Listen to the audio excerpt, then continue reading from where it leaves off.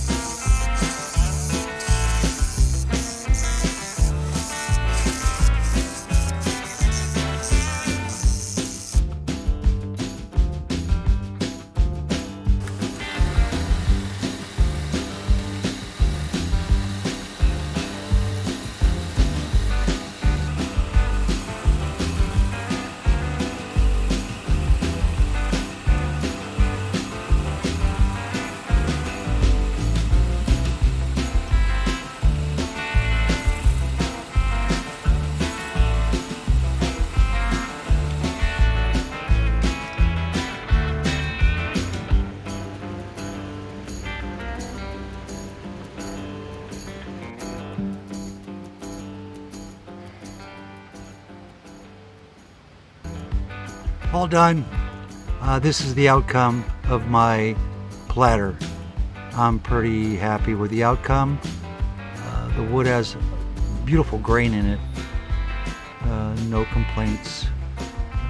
The wood does have some cracks. Wife wanted me to keep the cracks in. She says it adds character. I personally don't like them, but it is what it is. If you folks made it this far into the video, totally appreciate your support, and as always, thanks for watching.